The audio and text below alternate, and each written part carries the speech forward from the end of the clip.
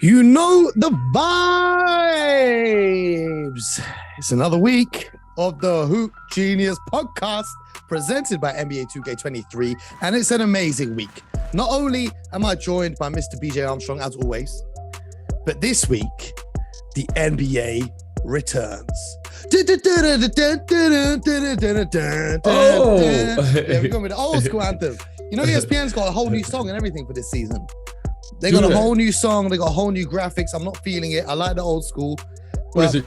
Trap music or something? Nah. They wish. It's like you could tell they went to a producer. They were like, make us something cool that the kids will get down to. But there's nothing wrong with, I like the NBC old one. I like the TNT one. Like, let's just stick with the classics. BJ, how was your weekend?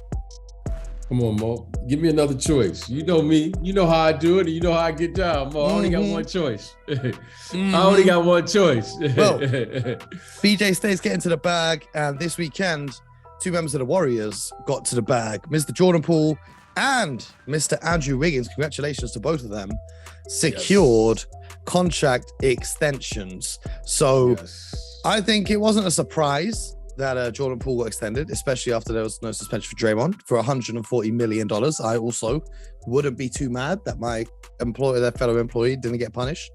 So what do you think about that Jordan Poole deal? A little bit more than what Tyler Herro got. I'm not mad at it. I'm happy for him. 4 years, $140 million. Yeah, congratulations to him, Jordan Poole. And I thought that was well-deserved. And I'm always happy for these young players who come into this league and perform. And this young man performed, and it wasn't always an easy road. G League, coming off the bench, being a star.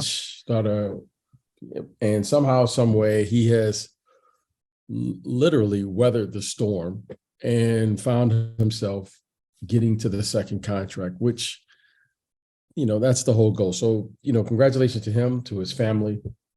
And now he has an opportunity to go out there and play and try to defend, an NBA title. So I thought it was well deserved. He's a really good player. That's what the market demands. And this young man right now has an opportunity, and he's already the opportunity now to, for him and his family and his family's family, and his kids. So, that's a lot. That's a lot of pressure, but I'm sure he'll go out there and handle it and play well. And, I'm really looking forward to the season and all of the storylines that we have to cover here. Yes, sir. I mean, he's taking care of his family for generations. I'm still trying to do the same. I'm nowhere near 4 years, $140 million. So if you guys are listening could subscribe to the show, that would take us one step closer to being able to replicate what Mr. Poole did. But Mr. Andrew Wiggins also got a contract.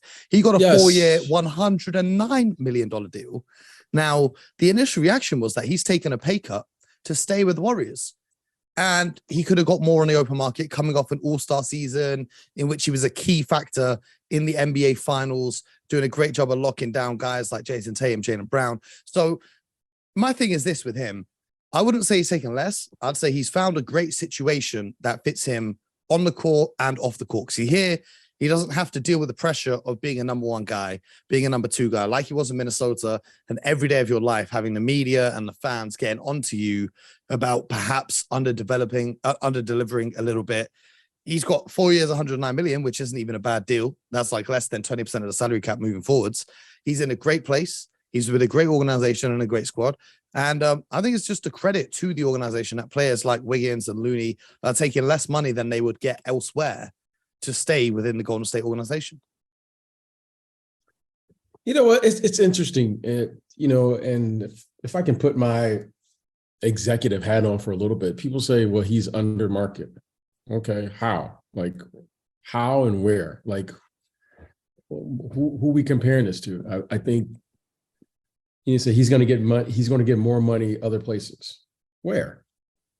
Like, who's going to pay him more? Who's going to pay him more money? I mean, this is a player for what he has done, what he has shown, and what he's capable of doing. This is a good market for him.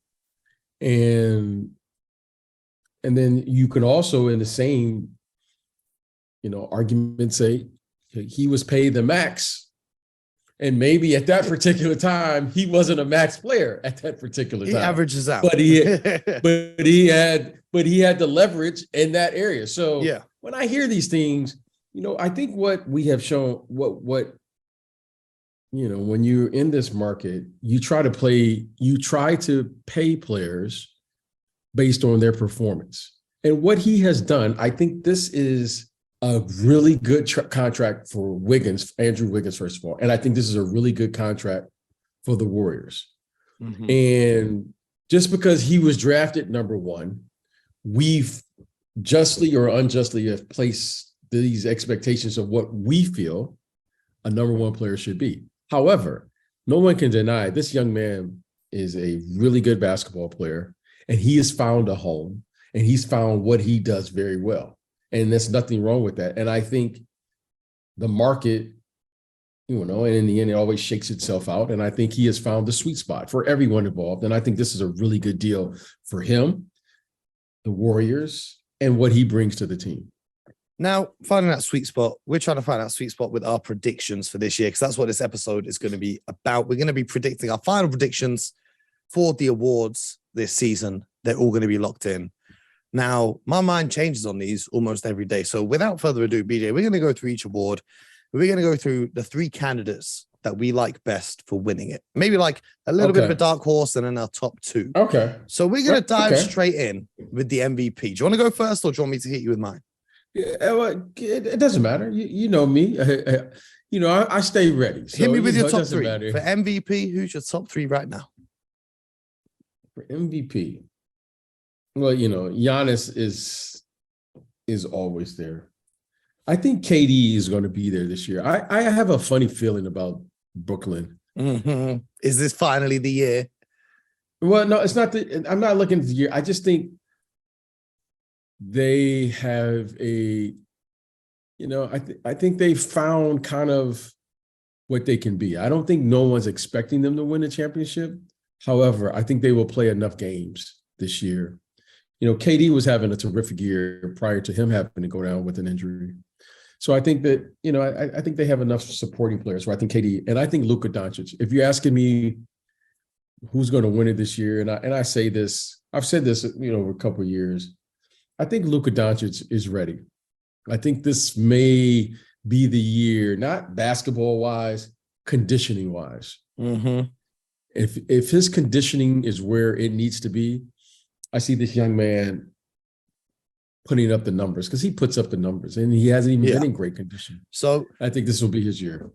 Luka, KD, and you said Giannis. That's a solid three. Now, I don't have Giannis in my top three. Not because he's not a top three player, but because I feel like the people who vote for these awards have really started to take Giannis for granted, because he's just so consistently great season in, season out, that Giannis can come out, put up 27, 9, and 9, and they'll just be like, oh, that's just Giannis doing his thing.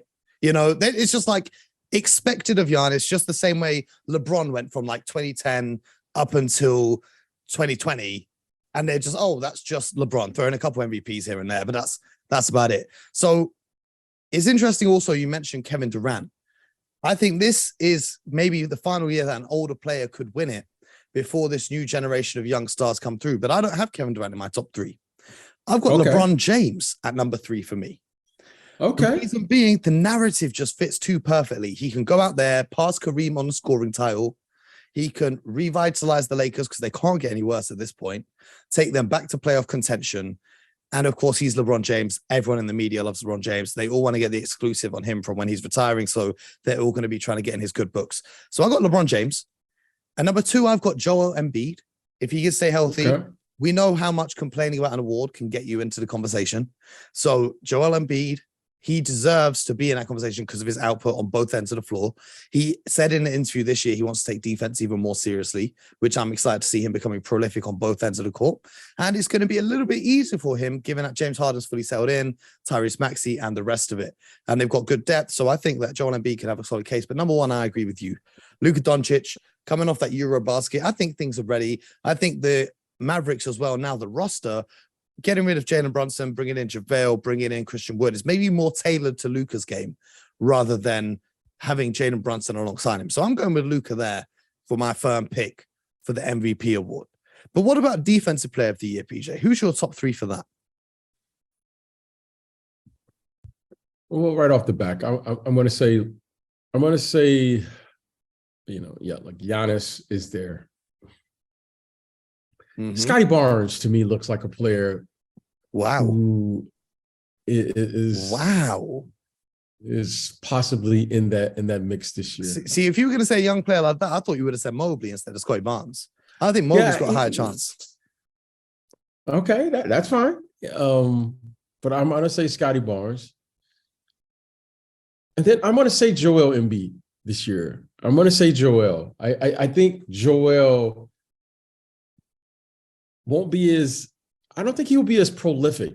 Maybe he will be on the offensive end. Because I see Tyrese Maxey really. Oh, we're gonna have a conversation about him in a second. Yeah, I think Tyrese Maxey is going to. I think he's going to take a bigger. I think he's going to take a bigger role this year with the team. So I think defensively, if Joel Embiid could, lock down the defensive end, I think that will serve the Sixers well. So those will be my 3 I'm going to go with. Okay. Well, I've got Bam Adebayo, who's always a consistent force on the defensive side of the ball. It's about time he gets some more respect from the voters. I've got Giannis, who, of course, is maybe the most versatile defender. Also, don't sleep on Ben Simmons as well. Don't sleep, regardless of what happens on offense, Ben Simmons' name should be floating around. I'm sleeping on him. Okay, you sleep. I saw him foul. I saw him foul out the other day in like 12 minutes or 13 minutes, which I thought was really funny. It was really no funny. Comment. You don't want to get me started. No comment, right? But number 1, I've got Draymond Green. Now, we were just talking about Poole and Wiggins getting paid. That means perhaps Draymond won't be staying with the Warriors because they're going to have a $500 million luxury tax, and Clay is going to need paying after next season. So it's a crucial season for him. He knows that the eyes are going to be on him after what happened in the offseason, and he takes this award very personally. And the only way that he can shut everyone up isn't through doing his podcast, is through going out there and doing what he does best, and that's commanding a defense. So I've got Draymond Green winning the Defensive Player of the Year, because we know the Warriors' team defense is going to be great, and he will largely get the credit for it. If the Warriors can come out be a top 1, top 2 seed, Draymond's doing his thing. He's going to have the advanced stats all in his favor. They're going to love him. I like Draymond for that one. What do you think about Draymond winning that? Look, obviously, if we go on his, what he's done in the past, you definitely know he's going to be up there. However, I think this is going to be an interesting year for the Warriors in many regards. And with these contract extensions of these young players, we've said it in the past, but now the Warriors management has confirmed what, you and I have said all along. The replacements to the older players are now in the building, and they've secured the bag. They've secured the bag, as you would say, but they've secured now that they are in the, they are in the mix as far as the future of this franchise. And I think now, at one time you were playing them to develop them, but now you're playing them because financially you have invested in them.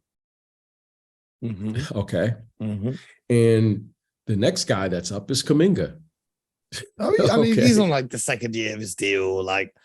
Yeah. He's on the second year of his deal. He's still a little bit raw. However, but you're going to have to make a decision on this guy too. So I think, there was a couple of times during the finals here where, I remember they were making substitutions at the end of the game with Draymond. Offense, defense, offense. Yep. Substitution. And I remember thinking, okay, here we are, and so I look, Draymond is very capable. Don't get me wrong.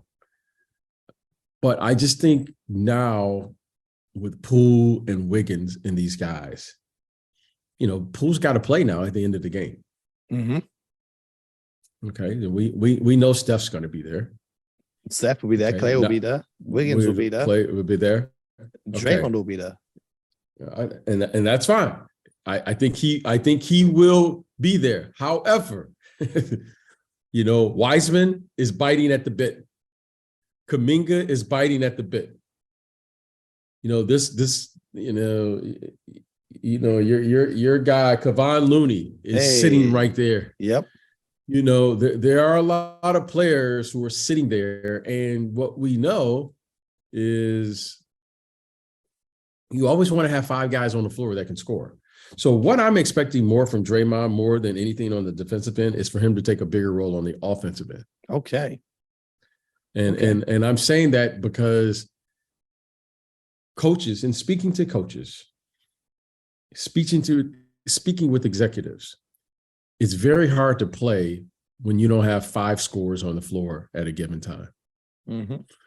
So if there's anything I think Draymond will do this year, and I think he knows that, if you're going into a free agency like he's going into, you're going to have to put up better numbers on the offensive end. And I think he's going to play defense no matter what. But if suddenly he's not able to perform on the offensive end and he just becomes strictly a defensive player, I don't think the Warriors are as good as they were on the offensive end. Okay. With this team, they're going to need 5 guys to score. That's what I see. I think I'm looking for Draymond to improve and take his average. I don't know what his average was last year. Let's say, 8 points to 12 to 14 points. Because if he's scoring 14 points along with what he's doing on the defensive end, now you're saying you're putting him in a category, and maybe he does get defensive player of the year. But if he's not scoring and he becomes a liability, now all of a sudden I think, that will be problematic for the Warriors. I hear it. Well, speaking of taking on new roles and taking step ups, who are your top 3 for the most improved player award this season? Oh, number 1, 2, and 3 is Tyrese Maxey. No, you got to give me 2 more names, though, because he's number 1 on my list as well. I think Maxey. Okay, he's a guy. Who else did I think? I've been waiting for him to have a breakout year. Is De'Aaron Fox? I like De'Aaron Fox. Yeah. I'm looking for the Sacramento Kings. Okay. I'm looking for the Kings. Oh, another player. Most improved, huh? Mm-hmm.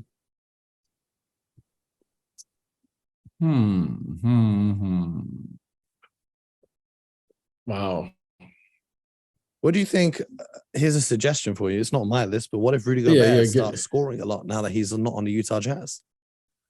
I know Rudy Gobert, no. Because what is he going to start doing? Shooting threes? No, he's not going to. He might actually start getting the ball passed to him for the first time in his career. No, I don't think he's going to. You know what? Who I think could really be most improved is Anthony Edwards. Yeah, you read my mind. So this is my 3. Anthony Edwards. I'm gonna say Anthony. I've been watching. This guy. He's improved. Like I saw him block KD's shot the other night, and I was like, "Yeah, I was gonna that say guy's now he's watching film. Now he's watching film. So I was like, okay, you just don't accidentally block KD's shot. So those are my 3. So my 3 is obviously Tyrese Maxey and Anthony Edwards. Tyrese Maxey, who, if you guys follow me on TikTok, you would have seen my interviews with him, just talking about how much work he's been doing in the offseason and how he's really trying to get better, not just for show. Because I know BJ doesn't like the Instagram workouts, but Maxey's really been putting in that work. Anthony Edwards on both sides of the ball. Also, he's going to establish himself as the clear leader of that Timberwolves team, despite trading for multiple-time All-Star and having Cat there as well. But my other one is Tyrese Halliburton. He put up great numbers after the trade to Indiana. He's going to get a lot of the ball, and I think that he could really catch some people's attention. But coach of the year, BJ, coach of the year. Who are you going with for that? Because that's largely dependent on team success. So that could be an indicator into which teams you think are going to be really good. Well, I'm going with Sacramento just because I think they are going to make the playoffs. Can I say, last time we did this at the start of the offseason, I had Ime Udoka as coach of the year, which is unfortunately not worked out for me. Yeah, I'm going to go with Sacramento. Mike Brown, not first time head coach, but as in his first season with the Kings this time around. You think he's going to win it? I'm going to go Sacramento. I'm going to go with Doc Rivers this year. I think Doc. I think this is going to be Doc. I knew you were going to say Doc Rivers. I'm going to say Doc Rivers. Doc Rivers is due. He's due. No. Yeah, he's Doc Rivers due. He's not due. Yeah, a coach of the year. Yeah. It's not like he's been knocking on the door every season. I mean, no. Well, look, a lot of things have to go right. Mm-hmm. A lot of things have to go right. Okay, you got to have your best players, or your team has to stay healthy. You don't want any disruptions like major trades of a top player, like what happened last year. I mean, there's just a lot of things that have to go right.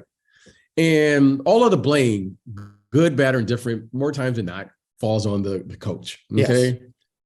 And last year in my opinion, it wasn't Doc's fault. It just you're getting James Harden. He admittedly wasn't in shape. It was just, and then all of a sudden, when something doesn't go right, you throw it on Doc. You look in the playoffs the year before. Well, it wasn't his fault. Guy had a layup. He didn't shoot it. Okay, now it's Doc. A lot of things have to go right, and a lot, when things go wrong, we do that. However, this team has a little toughness. They added 2 players, and these are really good players, but I like their toughness. They fit Doc Rivers' personality. Montrezl Harrell and PJ Tucker. Okay. And those guys may not put up 20 points a night. But you know what? Those are guys you want to be in the foxhole with. And I think those guys and their leadership, one will anchor the second unit. I think Montrez will play a much bigger role than people are giving him, especially at the beginning of the season, because you have a player that can anchor your second unit. And then I think PJ Tucker will hold everyone accountable. PJ Tucker, to me, is a guy that he is going to call people out in the locker room. Yeah. And he's not going to do it. He's a champion. In the press, and he's going to call it out. He's going to call like you see it. And I think defensively, he's going to call Joel Embiid out, because Joel Embiid should be a defensive player of the year. He's going to call James Harden out, and he's going to hold these guys accountable on the road. Mm-hmm. That's what I see. So I think the team will serve the team well, but more importantly, I think their record will be outstanding. And then because of that, I think, Doc Rivers will be up there for coach of the year. I think he's going to do a great job coaching this team, because he has players now that fit his personality. Maxey fits his personality. Mm-hmm. And those other 2 I mentioned earlier fit him. And then if his talent comes through, Joel and Harden, if they're just who they're supposed to be, or what we're expecting them to be, I think they're going to be really, really good this year and very tough to beat. I think they can, at the very least, get to the conference finals with a little luck. I think they get to the finals with the opportunity to win it. Mike Brown, Doc Rivers, and one more name. Cavaliers. JB Bickerstaff. Yes, JB. Mm-hmm. I hear Coach Bickerstaff. That's who I'm going with. Okay. Who are you going with? You've forgotten a key name, BJ. You've forgotten a key name, and you're going to kick yourself when you realize who you forgot. Number 3, not number 3. I don't think you would have number 3. But if things do turn around for the Lakers, Darvin Ham is my wild card pick for coach of the year. Okay. But my number 2 pick, BJ, is the name that you should have remembered. Okay. What up, though? Willie Green over there with the Pelicans. Because all the things you're saying about the Sixers, I think the Pelicans can have a sneaky good season. If you can make them all mesh together, I like him. Because he's also overdue some credit for what they did towards the tail end of last year. I love Willie Green, and I love Willie Green. So but the third name on my list is a bit of a weird one, but I've got Chris Finch for the Minnesota Timberwolves. Because I think that the Minnesota Timberwolves can be a really good regular season team. So I watch them. I don't expect them to be great in the playoffs. For a little bit. Yeah. I don't expect them to be great in the playoffs, but these awards are decided before the playoffs. And if he can get the Timberwolves to a top 4, even top 3 seed in the West, then I think that he could. It's like the Utah Jazz, right? Quinn Snyder's name would float around the Coach of the Year conversations because of how good the team records were. And I think he could do something similar if he can integrate Gobert and Cat and find a way for those Twin Towers to match up for that 4 and a 5 position to work well together. I think he could sneak into that Coach of the Year race. What do you think? Yes. I want to stop with the Timberwolves. Can we stop there for a little bit? Yeah, go ahead. I had a chance to watch them by chance for like 3 games in a row. Just they were on, and they were both out here in LA. Yeah. For the Clippers and the Lakers. I'm a little concerned. I love their talent and what it looks like on paper. But I'm concerned about one player, Karl Anthony Towns. What, defensively? Trying to guard the perimeter. Yes. Yeah, I'm a little, you can't hide him. I'm very, very concerned with that because Karl Anthony Towns is a big. He has been a center his entire career. Now I'm going to ask him to switch and play on the perimeter and get into rotations and do things. Rudy Gobert, you're going to have to let him rim protect and funnel defense. That's what he does well. You know what? Rudy Gobert is Defensive Player of the Year. That is going to happen. But the other 4 guys have to be able to defend on the perimeter in order to take advantage of what Rudy does. Well, I think Anthony Edwards we saw, and Jaden McDaniels, very solid. So that just leaves D'Angelo Russell and Karl Anthony Towns as the weak links. Okay. And this is a very, very sophisticated league, and the ball will always find the weakest defender. I didn't like what I saw when Karl Anthony Towns was playing. I just didn't like it. Didn't look, it just didn't look smooth. Now, however, it was the preseason, and that's what you're doing. You're working out things in the preseason. I'm hoping it works. Why? Because it's a feel-good story. Like you got Rudy Gobert, 7-footer, and you know how I like the 7-footers. Gobert and Karl Anthony Towns. That's I got 3 more 7-footers to put out there with those guys. It didn't look right to me. However, it didn't mean that he didn't have wrinkles, or he doesn't have a wrinkle that will make it right, but it didn't look right to me. And I wasn't feeling good about it. And I just want to say that. But I'm hoping for the best because I think Karl Anthony Towns is a really good player. He has been a stretch 5. He's been, what he's been as a 5 in this league. He's been an all-star, so forth and so on. When you start moving all-stars to other positions, I always get concerned. And you're moving them from the 5, and then you're moving them to the 4, and I didn't see it in the preseason. Well, that's why I think it's a very tough task, and that's why I've got Chris Finch there. If he can pull it off, then he will receive the flowers. Do you know what I'm talking about? Like, right? It's not an easy task that they've got him going for. Karl Anthony Towns has literally played almost 100% of his minutes at center, except for his 2 rookie years, where he played a couple minutes here and there at the power forward spot, which obviously didn't go well. 6th man of the year, BJ. Who are you looking at as the superstars coming off the bench to give their teams a spark plug? Well, if Russell comes off the bench, I'm going to go with Russell Westbrook. Wow. If that is true. That would be crazy to add to his, because obviously right now everyone's hating on Russell Westbrook. But 20 years from now, when you look at his CV, or 10 years from now when he goes to the Hall of Fame, that's pretty interesting. He's got an MVP and a 6th man of the year. How many other players have got that?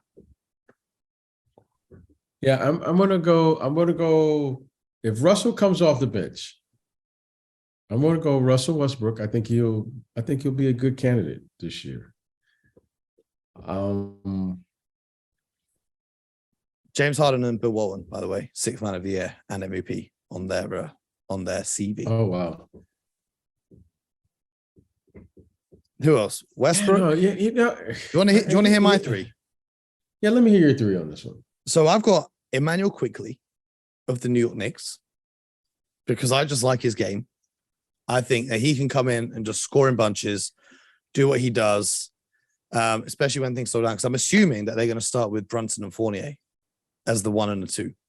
And I just think I'm a big fan of his game, and I think he could break out and just go on a little streak of games where he really puts the spotlight on. And number 2, I've got Jordan Poole.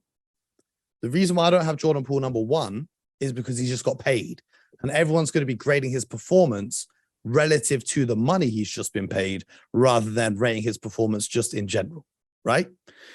And at number 1, I've got Christian Wood in Dallas, because it's just the game's just going to be easy for him coming in when Luke is resting a little bit. He's going to score a little bit from the outside, a little bit from the inside. Defensively, playing against reserve units, he's not going to be too overexposed in the weaknesses there. So that's the 3 that I've got. Now, I'm not set on quickly. That's just like a personal favorite player of mine that I want to see get some love. You know what I mean? Right. But Poole and Wood, I think, are going to be up there. Westbrook's an interesting shout if he comes off the bench. Any other names on any other benches? You know, some people have said Brogdon, but obviously you've got Derek White and Brogdon coming off the bench in Boston. So I'm not thinking that that's going to be that. Do you think? Yeah, Tyler that's Herro, always that's always a tricky one, because normally you need a guy who has either embraced that role or someone goes to the bench here. Quickly is interesting because I've always felt that. Go ahead. No, go ahead. Because I've always felt that Derrick Rose had the ability to win that award. Because I was just about to say, when we were saying MVP and 6th man of the year on their resume a few years ago, I wanted Derrick Rose to win the 6th man of the year award, and he would, of course, join that small list. Yeah, and when you say quickly, I was like, you know what? I could see that, because the Knicks need to, in that market, to get off to an early start. And Tom Thibodeau has always favored Derrick Rose.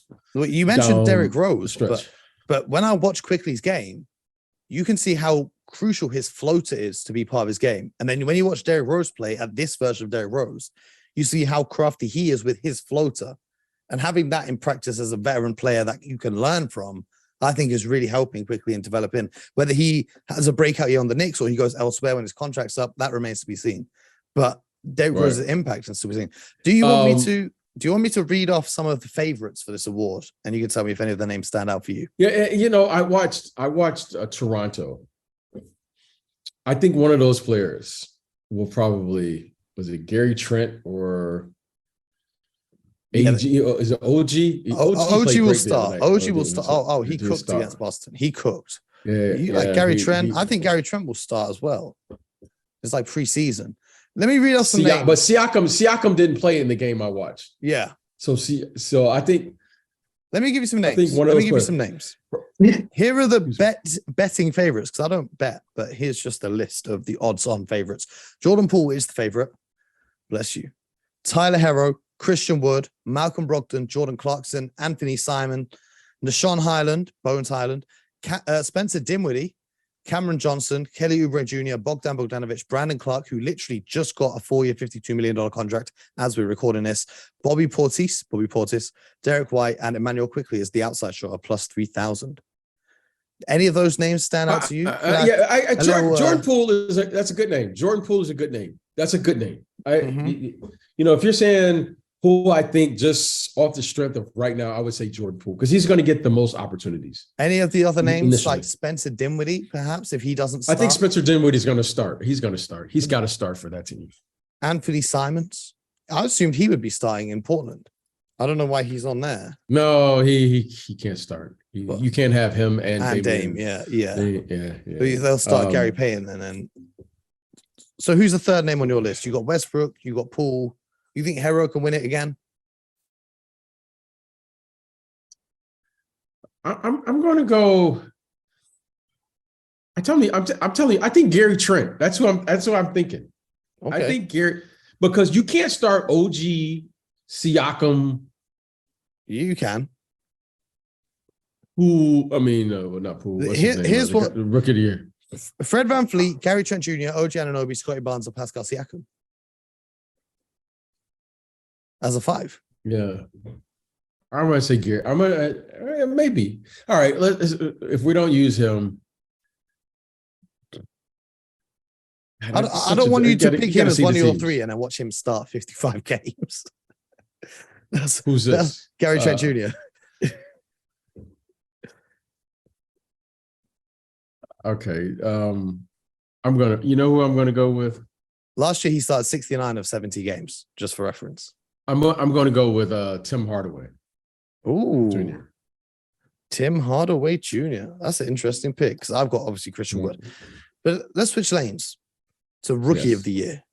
Who's your top 3 for Rookie of the Year? Just based on what I've seen in the preseason, Paulo, is that how you pronounce his name? Yeah, Paulo. He looked he really looked really looked great, comfortable. I think he looks like the Rookie of the Year to me.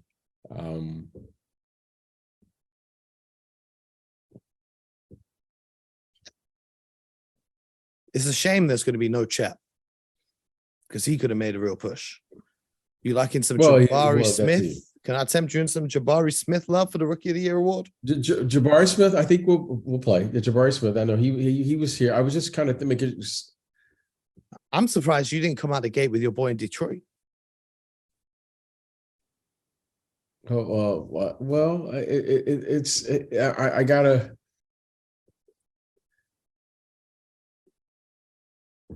Yeah. I would say those are probably my 3. Jabari Ivy and Smith. Okay. And Paulo. That's probably my 3. So I've got Keegan Murray of the Kings. He's a little bit older, so he's a bit more. He looks quite comfortable. He looks like he's got a bit more composure. I've got one player, speaking about preseason, that really impressed me was Benedict Mathurin. Mathurin? I don't know how to pronounce it. From the Indiana. I need to start watching games with the commentary on again because I'm losing out on all these pronunciations. I absolutely butchered the name of one of the players on the Raptors the other day, and everyone was getting on to me. But he really impressed me during the preseason. He really impressed me. He's like a dark horse that I've got to win it. Obviously, I've got to give a shout out to Jeremy Sohan of the Spurs, repping the big UK. I've got to show some love for Jeremy, but number 1 for me is Paolo Banchero. I think that's just like the consensus. Yeah, Paulo. Yeah, he really looks. But Jaden Ivey, I think let's see. Let's see what the Pistons are going to do. But I think Kid Ivey's going to make some spectacular plays this year. Well, now it's time for the all-important part. The Eastern Conference and the Western Conference. I'm going to need your top 3 teams to win it all. Not regular season seeds. Who is your top 3 teams to win the Eastern Conference? Starting with a third and then going up to your favorite team to win the East and get to the finals. To win it. Well, don't you dare say Detroit. No, I can't. That's my dark horse. I'm going to say Brooklyn. Okay. I'm going to say Milwaukee, Philadelphia. Interesting. See, I've got Milwaukee at 2 and Philadelphia at 1 as well, but I've got the Celtics at 3 instead of Brooklyn. I can respect that. The reason is one word, and that's defense. That's where I have a concern over Brooklyn and have confidence in Boston. The Cavs are the dark horse for me. Yes. Miami always find a way to be good. But I think the 76ers right now are currently my favorite team to get out of the Eastern Conference. I think everything you said earlier about Maxey, about Harden, about the additions they made to their roster, about Embiid being an MVP candidate, I think that's just a recipe for success if they can stay healthy. The Bucks, oldest team in the NBA now, I think. They just have Giannis. I don't even need to worry about the rest. They've got Giannis. As long as the team can stay healthy around him, they almost took the Celtics out in 7 games. What's going on with Middleton? What's going on with Middleton? I'm not sure when he'll be back because, of course, it's not just Middleton that's missing. It's Joe Ingles also that's going to come back midway through the season. No, Joe Ingles has an ACL. He's not. Yeah, he's going to come back after All-Star. I don't care when he comes back. That's not gonna do anything. Chris Middleton wants to be on the court when the Bucks open their season on Thursday at Philadelphia. That's going to be a great matchup. But the decision will be made by the medical staff. He was knocked out of the playoffs by the MCL in his left knee, but he's had a first full offseason since 2019. He doesn't know if he's going to get medical clearance to play in the opener, but that is encouraging that he will be back before Christmas. Fingers crossed. So I think the Bucks with Giannis, Drew, Middleton, veterans on their bench. I like them, but I got the Celtics there. You got to respect the reigning Eastern champions. But what about out west? I respect it. Who's your top three out west? Well, I'm going to give the Warriors. I'm just going to give the Warriors in order of 3-1. In order of 3-1. Yeah. I'm going to give the third. I think that third is a number of teams. You know, I want to like Denver. You know, I'm going to just say the teams that I think. Right now. No. You got to tell me. You got to tell me. Just Dallas. Just I know. I'm just telling you teams. I'm going to tell you that right now. Okay. Dallas, Warriors at 2, and the Clippers at 1. Interesting. That's how I have them ranked. Because my 2 and the 3 once again is the same. I got the Warriors at 2 and the Clippers at 1. But my third is the New Orleans Pelicans. If Zion can stay healthy, Zion, CJ, Brandon, JV, I'm excited for the Pelicans. And I think they provide so much. There's not like a hole in that team that you could really look at attacking. Even if you're looking defensively, you've got guys like Alvarado. I'm expecting big things this year from Herb Jones. Trey Murphy, that release is looking crazy. Just what I saw in the game the other day in the preseason. But BJ, you've got the Sixers coming out the East and the Clippers coming out the West. Who is your 2023 NBA champion? If everyone's healthy, I think it's the Clippers. Oh, see, I'm trusting the process, and I'm going with the big fella. I'm going with the big fella, Mr. Joel. I'm not arguing that. I got to see guys play. This is just you and I doing. To me, this is just, of course. But we also want to hear from the fans. Like, we want to hear on the timeline. You guys hit us with all of your picks. Tell us whose picks you like better and who your predictions are. If you agree, if you disagree, we want the people to get involved in the conversation. This is a show for the people, and tomorrow for the people, we'll be previewing opening night. I can't believe it's come around. I mean, I'm not going to lie. As excited as I am for the NBA season to begin, I didn't expect it to come around quite so quickly. I could do with another week or two to get some stuff in order, but we move. Opening night of the NBA season. I'm excited. I'm excited. BJ, I know you're excited. It's going to be fantastic. It's going to be fantastic. And I'm looking forward to it. I mean, basketball should be back in LA. You know, the Clippers look great. I mean, they really do. They look deep. There's a lot of, you know, it's always chatter around the Lakers. So we'll see how that turns out. Mm-hmm. And, you know, in the West, I think is improved. And New Orleans, as we like to call them here in the States, you know, if Zion can stay healthy and our guy Willie Green, you know, one of the teams that's been surprising in the preseason Phoenix hasn't looked well in the preseason. I mean, we could do a whole episode on just them. I'm excited to see how that shakes out when the season becomes, you know what I'm saying? Yeah. Let's see what happens when the season becomes real. It's a lot. Because we see like Dallas, like veteran teams, they don't tend to take the preseason too serious. That's why I didn't read too much into it. But this whole Crowder thing of like sitting him until they find a trade. I heard a rumor about him in Atlanta the other day. I don't know how that's going to go, but it's going to be crazy, BJ, because there's going to be teams that we didn't expect to be good, teams we didn't expect to be bad. Of course, sadly, going to be injuries, but there's also going to be unexpected stars. But the one consistent thing that will remain for this season, just like there was last, is the greatest podcast in the world dropping every day, Monday to Friday. The Hoop Genius podcast presented by NBA 2K23. I want to give a shout out to everyone who joined our fantasy league this weekend. It was a secret fantasy league, only for the members of our Discord. And the only members of our Discord are listeners of this podcast. See, I didn't want to give that link out to the public. I wanted to make sure that the real ones got to be involved in our fantasy basketball league. So shout out to all you guys in there. There will be a prize for the winner. You might even get to come on the show as a guest, as part of your prize as the winner of the league, to test your hot takes against ours. But shout out to everyone in the Discord. If you want to join, the link's in the description. That's going to be popping all season long. We're going to be on YouTube. We on Spotify. We on Apple. We everywhere. We even on TikTok. I'm trying to convince BJ to get an Instagram. That's going to be coming soon. But stay ready. Stay ready. Hey, Mo, I gotta get merch. I gotta get merch for the. Oh, that's coming. I gotta get. I gotta get. The people always ask me about the merch, right? But here's my deal with the merch. I don't want to drop the merch yet. I want the first ever merch pieces to be sold at our first ever live show, because then there will only be a special edition merch that was purchased in the live show. After that, people could buy the merch online. But I want the people who come to the live show and show the love in person to have the merch that's exclusive. The first edition. With the merch. The first editions. So that live show, everyone keeps tweeting me, asking me, Mo, where's the merch? Mo, where's the merch coming out? The first live show will be your first chance to get the merch. The only way you'll get that live show is stay listening. Because the podcast listeners, they get all the exclusives. Yeah. Because when I come to the UK, we're shutting it down. We shutting it all the way. I got to make sure I'm seeing the people walking around on the streets. Because if we for the people, we got to be of the people.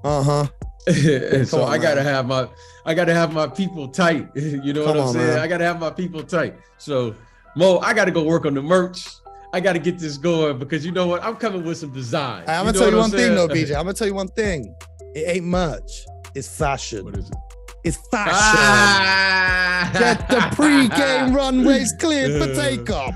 Hey man, you might start seeing few designs popping up with some players walking into the games this season. That's all I can say to you guys. Stay ready. BJ and I are going to be back tomorrow morning with another one. You guys know the damn vibes. Leave a rating, leave a 5-star rating, leave a review, share it with your friends. Any of your friends who you want to become basketball fans this season, tell them to come and listen to the show all season long. Everything you need to know first thing in the morning, you can check in with us and we got it all covered for you. Until next time, my people, you know the damn vibes. The season's almost here. Get buckets.